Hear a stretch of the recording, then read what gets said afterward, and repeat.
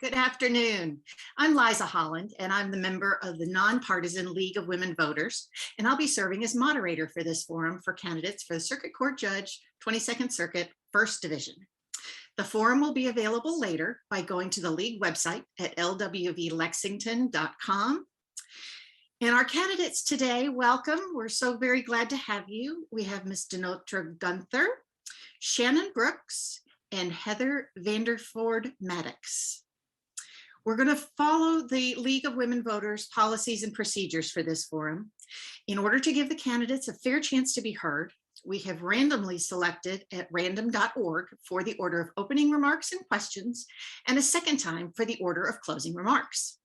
Each candidate will have 60 seconds to introduce themselves and 60 seconds to respond to questions. Questions have been created by sponsors, members of the League, and we also have taken questions from the public. Finally, we will give each candidate 60 seconds for closing remarks, and we will use the second drawing for the order of closing comments. So at this point, we will begin with the opening remarks, and the candidates will go in order of the first drawing. So welcome, Ms. Heather Vanderford Matics.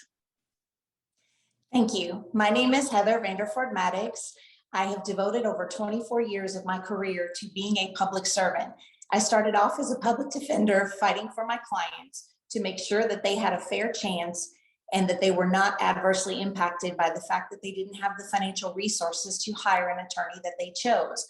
I followed that up with a period of time working with judges on the Kentucky Court of Appeals, where I worked on all types of cases: civil, family, workers' comp, and criminal. Since 2011, I have been an assistant Fayette County attorney. I've handled both adult cases and juvenile cases.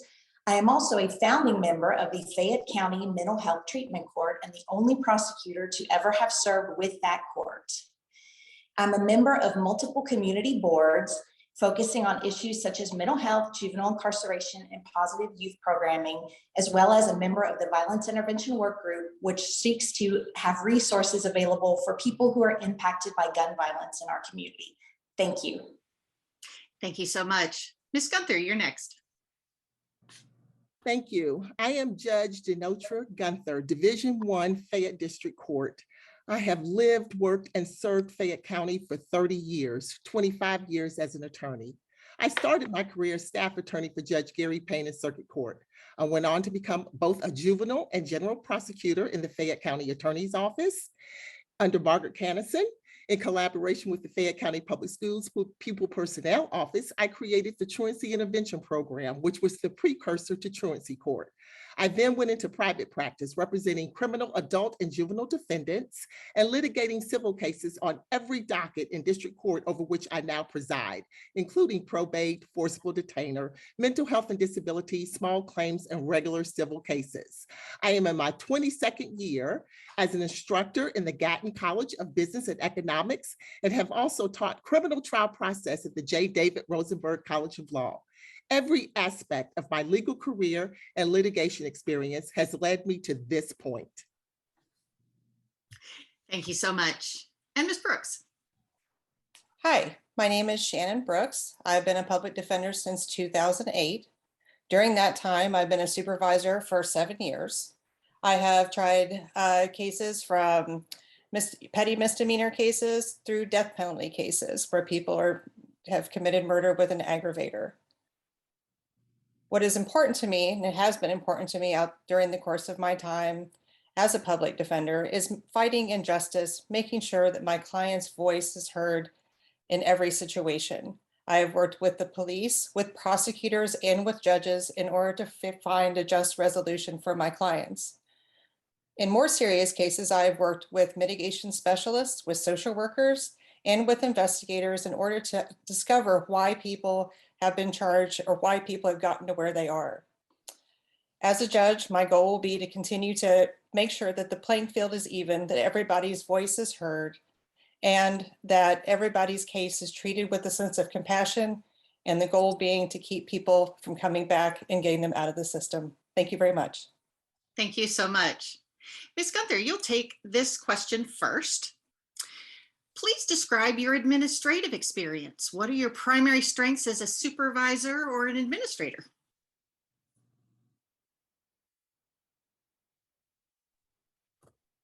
I was a non-traditional law student. I was a management analyst for the Department of Defense for 10 years before I went to law school. I graduated from the University of South Carolina, then practiced my craft, which was management analysis for the Department of Defense at both Fort Gordon, Georgia and Fort Bragg, North Carolina. So the fact that I've also taught at the Gatton School for 22 years shows that I have some administrative and management abilities.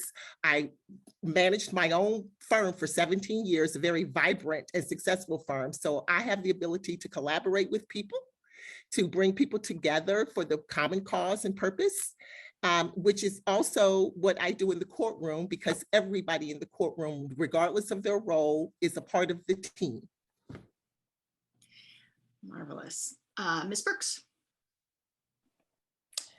Well, my experience of having administrative duties stems beyond my experience as a supervisor. I was a supervisor for about 12 attorneys, some administrative staff, social workers, and investigators. Part of my job there was to manage cases, talk to clients, their families, trying to keep everybody happy and feeling like that they were heard. I've also taught an externship class with the UK Law School and conducted a class. So my administrative abilities extend not just with supervising. Typically, public defenders are in charge of their own cases. So we will file cases, we'll keep track of where we are with our cases. We'll oftentimes now particularly take our cases over to the courthouse. So we are in large part, just due to not being public or paid attorneys, end up doing a lot of our own work because of the amount of cases that we have. Thank you. Ms. Matics. Thank you. As a senior staff attorney for the Kentucky Court of Appeals, I helped supervise interns from law school who worked for the Court of Appeals. That's a job that I've continued to do today as a prosecutor. As a juvenile prosecutor, I am responsible entirely for my load of cases. I don't work as part of a 2-person or 3-person team. So I have to have a high level of organizational skills in order to make sure that discovery procedures are followed, that victims are contacted as they have meant to be. I've also created some innovation since becoming a juvenile prosecutor, such as establishing a monthly meeting with the command staff for the Fayette County School Public Police Department, because I believe that communication between the various partners in the system is extremely important. I've never liked the idea that this is my sandbox and you don't get to be part of it. So I've sought at every stage of my career to get groups of people working on the same problems to collaborate and communicate with one another. That's something I look forward to doing as a judge. Thank you. Ms. Brooks, you'll take this question first, and it kind of segues very nicely from the last one. Do judges have an obligation to improve public understanding of the courts? And if so, how should they carry out that obligation? I think that judges have an obligation to make sure that everyone understands what they're doing within the court system and to understand the process, particularly if they are there pro se without an attorney. I see that a lot with indigent clients, and there's a little bit of an imbalance sometimes with folks that don't have a good understanding, that come in without an attorney.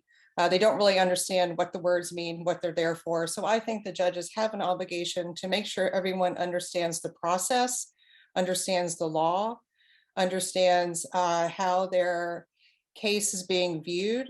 And I think that it is important for everyone, regardless if it's a criminal case or a civil case, to understand and have an idea of what they need to bring to the table in order that their voice is heard the best way possible. Obviously, judges can't be lawyers and can't give a lot of guidance, but they can make recommendations and they can make sure that people understand deadlines, they understand what they need to bring to court so that they can be prepared and be sure that their voice is heard in the most fair way possible. Thank you. Ms. Matics. Absolutely. My favorite part of my current job, and the one thing that I'm glad I won't have to give up in order to serve as a judge, is my work as an instructor. I've been an instructor for area law enforcement since 2016 in areas involving mental health, crisis intervention training, and areas involving juvenile law. I've also done public speaking engagements with neighborhood associations, with administrators and principals of local high school, with the Citizens Police Academy alumni. As a public servant, we work for the citizens, and I believe that every citizen has a right to understand how their institutions work and how they don't work. I'm often surprised by the misconceptions that people have about the things that go on in the court system, and I'm dedicated to speaking to anyone who cares to listen about the rules that we follow, the procedures that are in place, because it's only through people being educated that they can determine when they need to make change within the system. Thank you. Thank you. Ms. Gunther. Thank you. Yes, judges have the responsibility to improve the understanding of the courts, and they should carry out that obligation whether they're on the bench in a black robe or at the grocery store talking to a community member. District court is truly the people's court, meaning many come before this court without an attorney. Therefore, it is incumbent upon us to help them understand the process without being an advocate, because you are no longer an advocate once you become a judge. You're no longer an attorney. But understanding is necessary to acceptance. When people understand something, they are more amenable to accept the result. So no one walks out of my courtroom without knowing what rationale went into the decision, what law was applied to that decision. It's not my job to advocate for them, but it is my job to ask rational and relevant questions to illuminate the issues to the public so that they can make change. Thank you so much. Ms. Matics, you'll take this question first. What are your views in the need for more diversity on the bench and the manner in which courts treat members of different races? I believe that the more diverse the bench is, the better the court is. Diversity means a lot of things. Diversity includes diversity in lived experience. So I have some lived experiences that contribute to a diverse viewpoint. I was partially raised in South America, becoming fluent in Spanish and having an understanding of what it's like to live as an immigrant in a country where you don't understand the institutions and they don't work like the institutions in the country that you were raised in. I cannot live personally the lives of every member of my community who may be a person of color, a person in the LGBTQ community, a person with disabilities, but I can do my best to make sure that I'm always aware of the differences that people bring to the court, that I educate myself on other people's perspectives, and that I respect the differences that people come before the court have, and that I endeavor to treat each person fairly. And by fairly, I don't mean identically. Fairness to me is treating each person in the way that they need to be treated. Thank you. Thank you. Ms. Gunther. Very important question. Yes, diversity is necessary on the bench, especially in Fayette County, which I am only the 4th African-American judge ever in Fayette County. I came out of law school and was staff attorney for the first African-American judge, which was Honorable Gary Payne. Diversity, being a Black woman, a Black and a woman all of my life, I understand how people's perceptions of stereotypes work in a decision.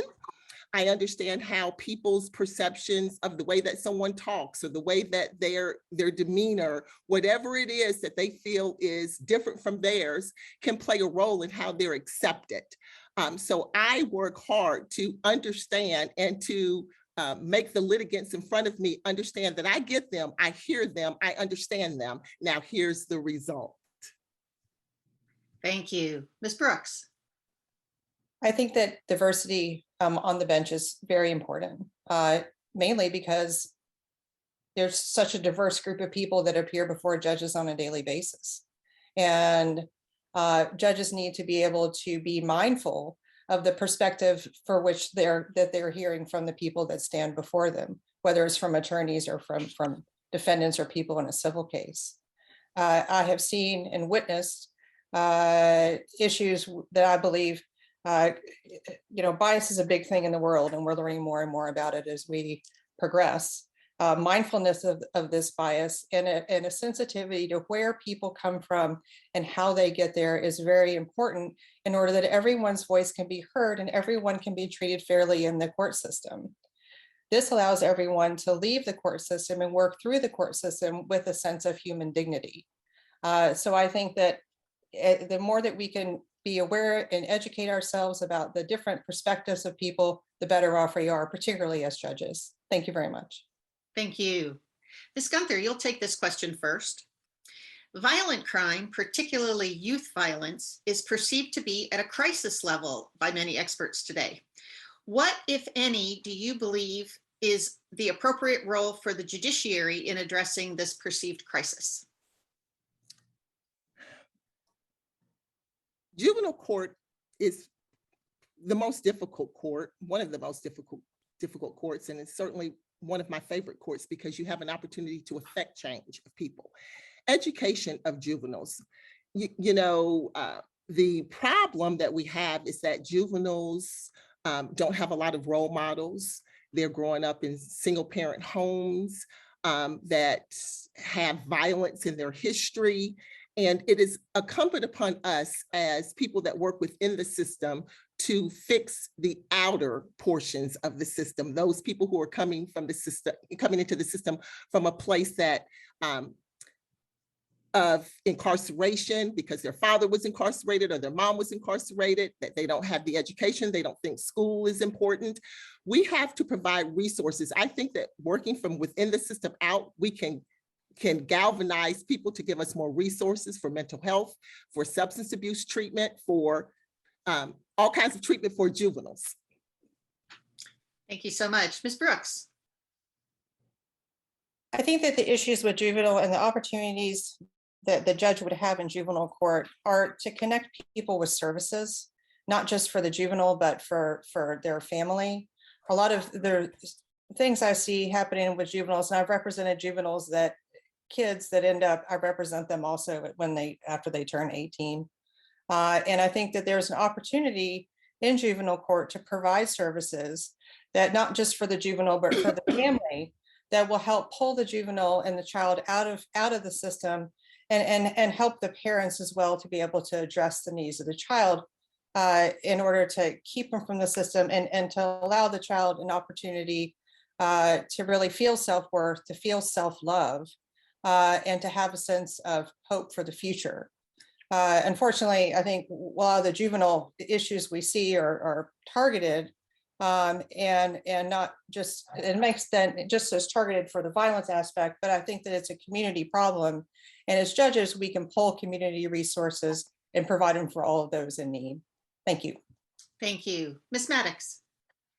As the juvenile prosecutor in 4 out of the 5 divisions in Fayette County, I can say that the most common factor for juveniles who are brought to the court system with violent or gun-related charges is their own history of trauma. They have lost friends, they have lost family members to gun violence, to overdose. They may themselves have been the victims of gun violence. We have to be mindful as judges of the way that trauma impacts the developing brain of a young person. And we have to constantly seek out mental health treatment that is culturally appropriate for each of our children. We have to do everything we can to destigmatize mental health treatment.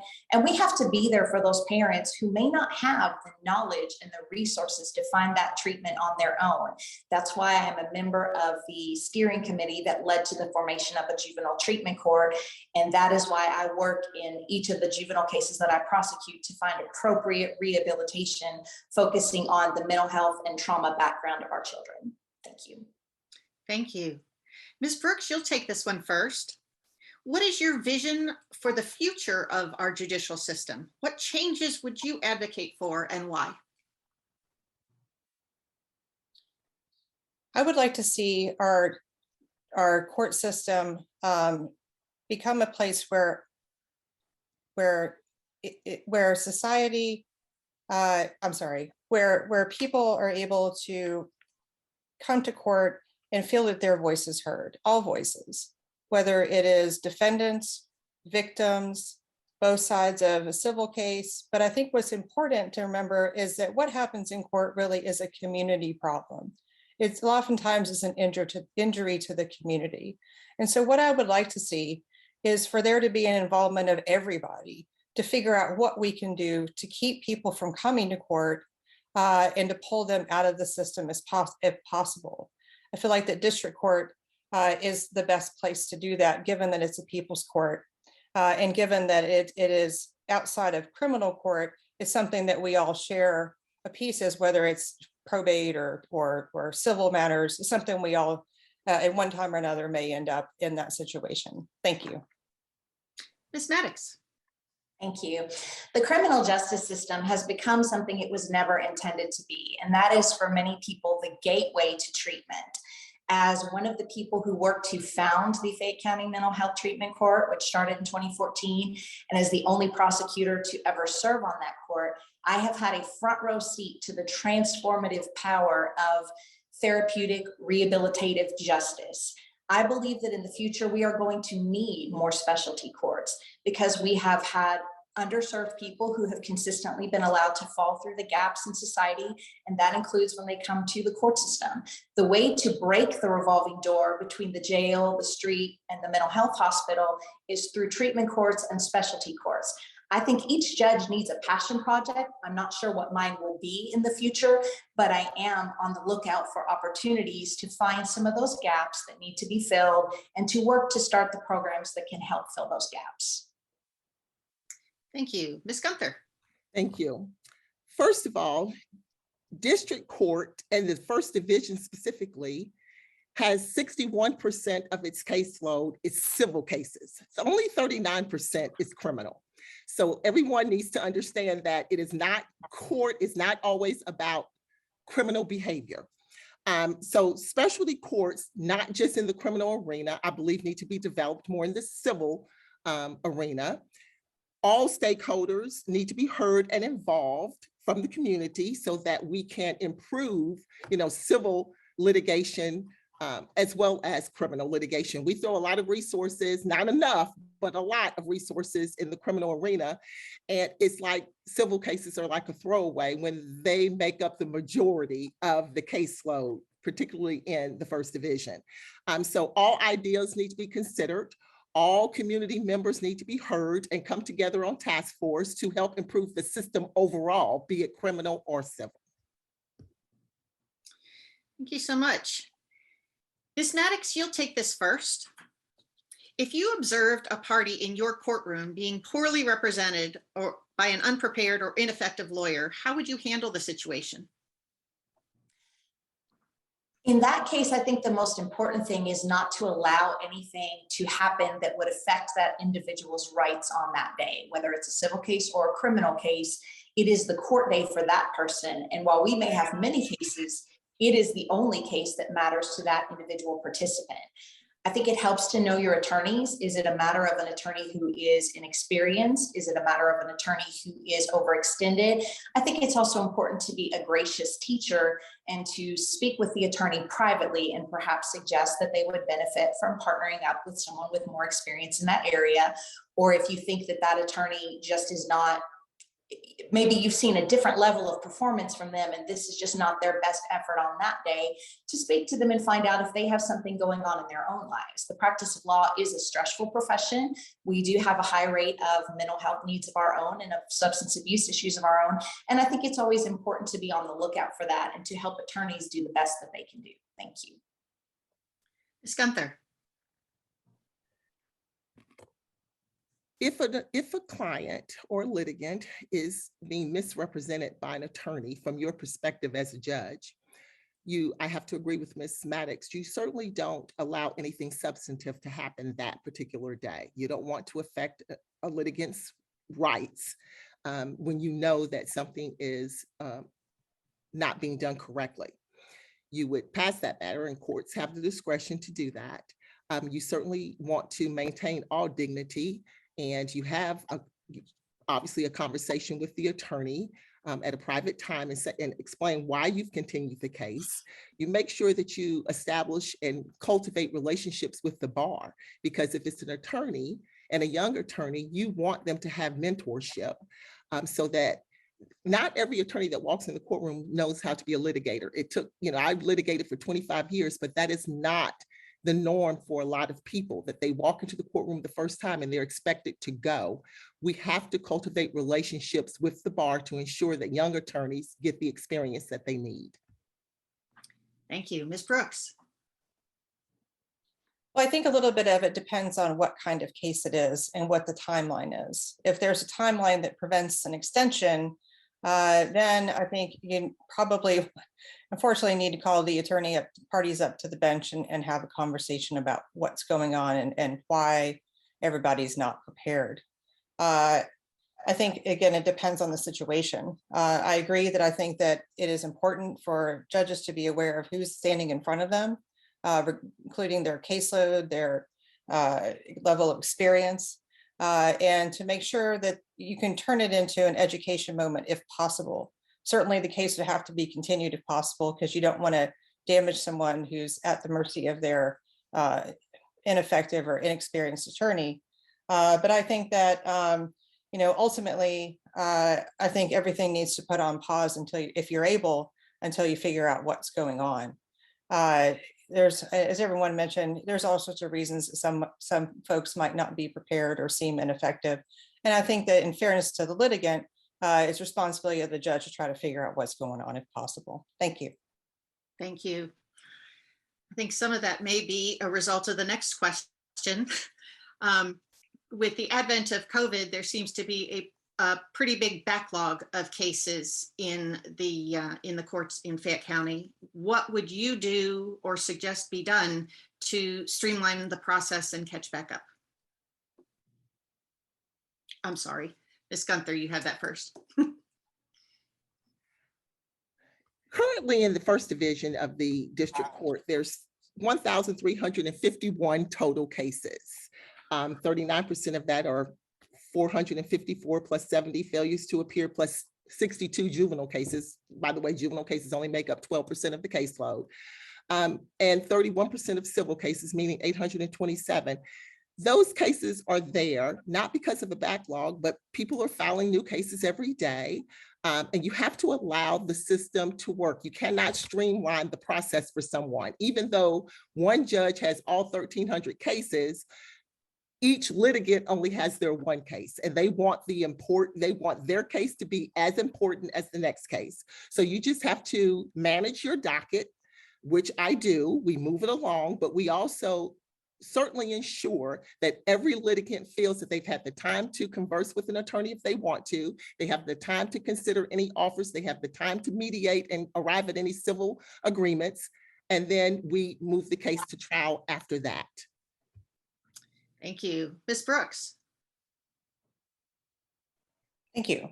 I've been a part of this backlog of COVID, having been a public defender. Some things I think are really just candidly impossible to streamline without compromising people's rights and their access to the court system. So I think it calls on judges to be patient, to make sure that everybody's voice continues to be heard. Everybody has their day in court. If they want a jury trial, make it happen. I think it calls on judges to be as prepared as possible, having reviewed what's in front of them, to be prepared to keep things moving if they can. I think we need to be very mindful and sensitive to all the repercussions of COVID, including evictions and homelessness and loss of jobs and so forth. As people fail to appear to court, consider why they failed to appear to court or maybe didn't make a court appearance, and be mindful of that, perhaps giving them another chance to keep it moving. I think that we're going to take us a minute to get out of COVID, unfortunately, but I think that a willingness to be a little bit flexible will go a long way without compromising people's right to be in court. Thank you. Ms. Matics. I would like to see an increased focus on mediation, and that's something that can be used with both civil cases and criminal cases as a way to allow parties to address their differences and possibly arrive at a resolution without making court appearances. I know from my life as a public defender that every time my client had to take off work and come to court, and the longer they had to sit in court, that had negative impacts on them. I think as attorneys, we try to use our continuances wisely and to balance between making sure that clients have the right amount of knowledge to make decisions in their cases. But I think as judges, we can encourage attorneys and do our best to ensure that those continuances are being used to preserve people's rights, as opposed to because attorneys may not be keeping up with their work. So I do think that a culture which encourages attorneys to minimize the number of continuances they use and to make meaningful steps to resolve their case between court appearances is important. Thank you. Thank you very much. Ms. Brooks, you'll take this question first. Do you believe that there is such thing as a victimless crime? If so, what offenses would you put in this category? Well, I don't know that there are, because I think that we can be victims to our own selves. And so if we were to consider an AI to be a victimless crime, or something that suffers from result possession to be a victimless crime, perhaps the person who is possessing the thing is also an addict. So I don't know that there is a victimless crime, although I do know that with Marcy's laws, victims are having much more presence in court and their voices being able to be considered much more fully than ever before. In fact, our legislature has made it a constitutional right that their voice be heard. This gives an opportunity for, in my opinion, extra healing to happen, and perhaps, again, services be provided not only for the defendant, but for the victim in order to get through the injury that has taken place. I think that as a judge, you have an opportunity to hear both sides evenly, and if possible, be compassionate to each side, giving services to each, so that every party involved, including the community, if there's an injury, the community has an opportunity to heal and move forward. Thank you. Ms. Matics. As a prosecutor, I always say that I represent all the citizens of the Commonwealth of Attorney, as opposed to necessarily the specific victim of a violent crime, an assault, a theft, something of that nature. There are crimes where we look at it and it's very obvious who's been impacted on the crime, but there are other crimes where the impact may not be as obvious, such as Ms. Brooks mentioned, when people struggle with addiction. We may view that, or some people may want to view that, as a victimless crime, but an individual with substance abuse problems often has difficulty holding down a job. They may have difficulty providing for their family. It may start a cycle of their own children's needs not being met, and therefore them not being able to grow up and reach their full potential. So I do think that we have to be mindful of what we talk about as collateral consequences, and the fact that people's actions can affect more than just the people that they are directly targeted toward. And I think that's where the empathy and rehabilitation piece comes in, with trying to help the people who come before the district court so that they don't keep coming back to see us again. Thank you. Thank you. Ms. Gunther.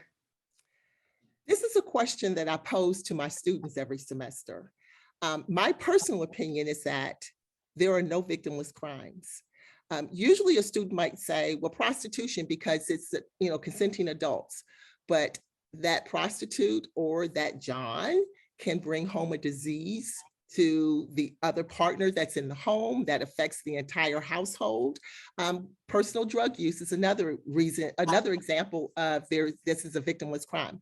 But personal drug use affects employment, which then leads to homelessness, then leads to possibly communicable diseases as a result of the drug use. You have victims in every crime. Now, of course, there are mitigating reasons for that. You have to listen and consider the why I did the crime, but you still have to balance the fact that there was a consequence to that crime to people other than the person who committed it. Thank you. This will be the last question before we move on to closing remarks. Ms. Matics, you'll take this question first. What criteria would you use for deciding whether to impose or affirm sentences outside of standard ranges? So the legislature has given us certain penalties that we are allowed to use, but as judges and as attorneys, we often think outside the box. And I think one of the most important reasons to do that is, again, to break that revolving door and break that cycle that keeps bringing people back before the court. One thing I think that we need to look at is, what are the resources that are available to this person in the community in order to address whatever the root causes are that brought them before the court. We also need to do our best to assess their motivation. As we say in mental health treatment court, it doesn't work when the treatment team works harder than the participants. We cannot heal for you. We can only help you find the resources that you need, and then you have to choose to take advantage of them to heal yourself. Because of the passing of the Marcy's Law constitutional amendment, we do have to take some consideration for the victim's wishes. However, as judges, we're called on to be independent and to do justice. And that means we need to do things to the best of our abilities to be fair to everyone, including all of the parties, including defendants. Thank you. Thank you. Ms. Gunther. Judges are independent, which means that you don't rubber stamp everything that comes before you, particularly in the criminal arena where the prosecutor makes a recommendation. It is just that, a recommendation. In courts, judges have discretion, and I use my discretion every day because you don't have the victims and the defendants are not coming from the same place. Their circumstances are not the same, even though they may be charged with the same crime. So I follow the law first and foremost, and always will do that. But secondly, I understand, I bring the humanity to things. I try to understand why someone is doing what they're doing, and I try to pair them up with resources that would help them get out of that rut that they're in because of recidivism. Our whole community wins when we can keep the recidivism down with people, repeated offenders. So I use the common sense and humanity and the mercy of treatment to try to help people get out of the criminal mindset. Thank you. Ms. Brooks. Well, I think that judges have to listen to all parties as they're determining sentences. A lot of times when judges are handing out sentences, it's based on a deal that a prosecutor and defendant has made, and oftentimes they're having to work from that place. In circuit court, if the judge succeeds that, they get to withdraw their plea and they go to trial. So I think as judges, if it's for probation violations or sentences, we have to be mindful of how people got to where they are and provide resources and services to them in order to pull them out of the system and hope that they come back. I agree that that benefits everybody. It benefits any victim, it benefits our community. And if people are concerned about streamlining the court system, I would suggest it will do that as well. I think that judges have the opportunity to use their discretion, although judges are ultimately, all of us are bound by what the law allows. So even though we may want to give someone a break sometime, we may not be able to do that, but judges can provide services, can give them a second, third, fourth, fifth chance, and go from there. Thank you. Thank you so much. And thank you to all of you. Very thoughtful responses to these questions. We now turn to closing remarks. And again, we use the trustyrandom.org on the internet. And so Ms. Gunther, you have the first go at closing remarks, 60 seconds. Thank you to the League of Women Voters for this forum that is important to the election process, and to Ms. Brooks and Ms. Matics for participating. I am Denotra Gunther, your Division I Fayette District Court Judge. After a thorough application and interview process, the Judicial Nominating Commission, comprised of the Chief Justice of the Kentucky Supreme Court, 2 attorneys elected by their peers, and 4 bipartisan citizens, sent my name to the governor to fill the vacancy created by Judge Joe Bevere's retirement. After a subsequent interview with the governor's general counsel, Governor Beshear showed his confidence in my abilities by appointing me to the bench. And every day I consistently demonstrate that I remain the right person to sit in this position. I possess the requisite experience, temperament, sincerity, and compassion to best serve all citizens of this county, as evidenced by the endorsements that I've received from both Seafair and the People's Campaign. I humbly and prayerfully ask for your support on May 17th. Thank you so much. Ms. Brooks. I want to thank the League of Women Voters for the invitation to be present here today. I am committed to a justice system that our community trusts to be fair to everybody equally, to seek the truth, to be as unbiased as possible, and impartial in the judicial process. Promise I'm committed to following the law and rendering justice with compassion by understanding the circumstances of each case, aiming not just to punish, but also to rehabilitate and restore folks in the community at large. I can promise you as a district judge, I will have the same commitment and devotion to the role that I have had in serving Lexington faithfully as a public defender for the last 14 years. Thank you again for the opportunity to speak and be here today. Thank you so much. Ms. Matics. Thank you to the League of Women Voters and to my colleagues for being here today. I've enjoyed the opportunity to share my thoughts on what a district judge should be and what our system gets right and what we don't. I believe, as I said before, that diversity in lived and professional experience makes for a stronger bench. I have a diverse professional experience, but I also have a diverse lived experience, being raised in another country, fluent in another language, a single parent to 3 children with developmental disabilities. My family members include people with severe mental illness, people who are members of the LGBTQ+ community, people with addiction and criminal behavior, people who have survived sexual abuse. I myself live with anxiety and depression, despite which I've managed to achieve a number of things throughout my career. I give back to my community. I have served as an instructor and member of the crisis intervention training team for the police department. And as a result of my work, I have earned the endorsements of the Fraternal Order of Police, the Bluegrass Lodge, and the Town Branch Lodge, which represent our police department, current and retired officers, and the current and retired officers of our detention center. I hope that you will vote for me on May 17th. Thank you. Thank you so much. And thank you all of our candidates today. We really do appreciate it. And we appreciate you stepping up and running for office. It's a really important contribution to our democracy. So thank you for your time today. For those of you watching, if you would like to see other forums, you can do so at lwvlexington.com. And you look for the voting and elections section. And I think that we've actually got a special button on the front page as well. While you're there, do investigate membership. We would love to have you as members of the league. And it is open both to males and females. So you can get more information from our candidates at our vote411.org website. And we sure hope that you will go ahead and vote in the primary on May 17th. We do have some other opportunities for voting. Early voting is the Thursday, Friday, Saturday before. And if you're interested in more information about that, you can check out the league website. We've got information for you there. Thank you so very much, and have a great day.